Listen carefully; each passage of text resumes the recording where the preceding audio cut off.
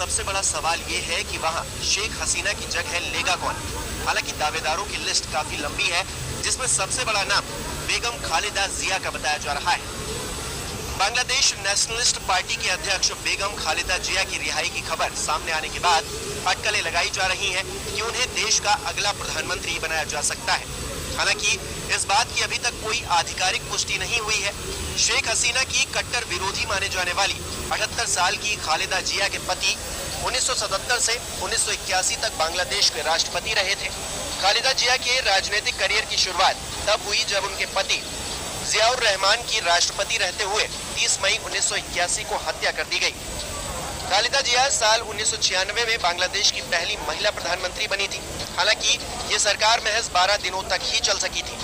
इसके बाद साल 2001 में हुए आम चुनाव में खालिदा जिया दूसरी बार प्रधानमंत्री बनने में सफल रही। हालांकि 2006 में खालिदा को अपने पद से इस्तीफा देना पड़ा और इस्तीफे के 1 साल बाद उन्हें भ्रष्टाचार के मामले में जेल जाना पड़ गया। फिलहाल देश के बदलते हालातों के बीच उन्हें नया प्रधानमंत्री बनाए जाने को लेकर चर्चा तेज है।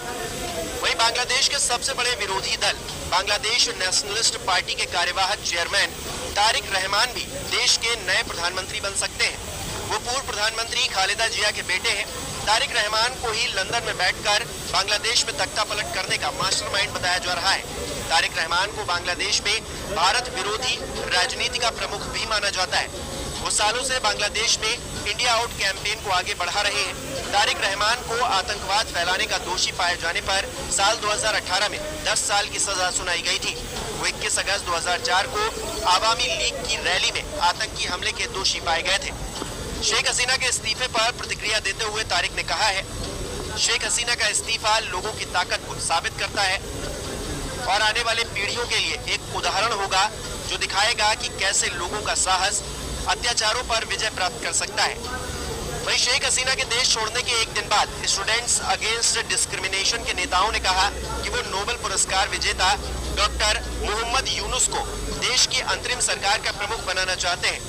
84 साल के मोहम्मद यूनुस एक सोशल वर्कर होने के साथ साथ बैंकर और इकोनॉमिस्ट भी हैं। गरीबी उन्मूलन की कोशिशों के चलते 2006 में उन्हें नोबेल शांति पुरस्कार दिया गया था। यूनुस ने ही 1983 में ग्रामीण बैंक की स्थापना की थी, जो कि गरीब लोगों को छोटे कर्ज मुहैया करवाता है। हालांकि यूनुस के खिलाफ गबन, घोटाले और मनी लॉन्ड्रिंग के गंभीर आरोप भी हैं। जनवरी में यूनुस को श्रम कानून उल्लंघन के आरोप में अदालत ने 6 महीने कारावास की सजा सुनाई थी।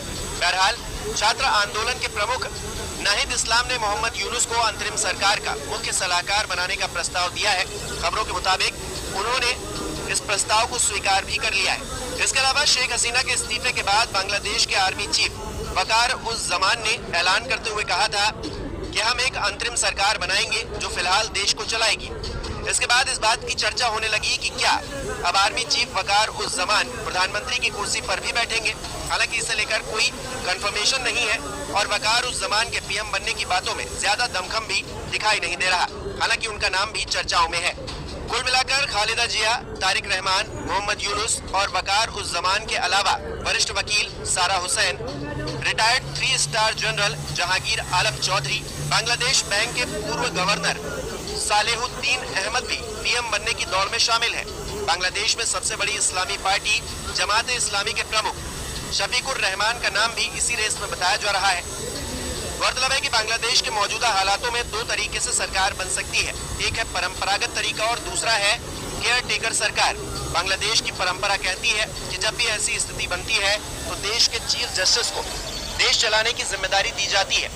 1990 में बांग्लादेश के पूर्व सैन्य तानाशाह इरशाद के खिलाफ जन आंदोलन खड़ा हुआ था। तब विपक्षी राजनीतिक दलों ने 6 दिसंबर 1990 को तत्कालीन मुख्य न्यायाधीश अहमद को सत्ता सौंप दी थी। वो बांग्लादेश के कार्यवाहक राष्ट्रपति के रूप में सरकार के मुखिया बने थे। हालांकि वर्तमान में बांग्लादेश में राष्ट्रपति अपने पद पर मौजूद है। ऐसे में आर्मी के जरिए बांग्लादेश के राष्ट्रपति मोहम्मद शहाबुद्दीन 65 साल के चीफ जस्टिस ओबैदुल हसन को सरकार का मुखिया चुन सकते हैं। उन्हें 12 सितंबर 2023 को मुख्य न्यायाधीश बनाया गया था। ओबैदुल हसन सभी विपक्षी दलों को साथ लेकर एक अंतरिम सरकार बना सकते हैं। ताकि बांग्लादेश में नॉन पॉलिटिकल केयरटेकर गवर्नमेंट का कॉन्सेप्ट भी है। साल 1996 और 2008 में बांग्लादेश में चुनी हुई सरकार अपना कार्यकाल पूरा कर चुकी थी। तब केयरटेकर सरकारों को सत्ता सौंपी गई थी।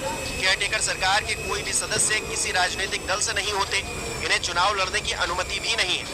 पर केयरटेकर सरकार में शामिल लोग मंत्री की तरह काम करते हैं, इन्हें सलाहकार कहा जाता है। ये सरकार सीधे राष्ट्रपति को रिपोर्ट करती है। इस तरह बनी सरकार को 90 दिनों के भीतर चुनाव कराना होता है और 120 दिनों के अंदर जीतने वाली पार्टी को सत्ता सौंपनी होती है।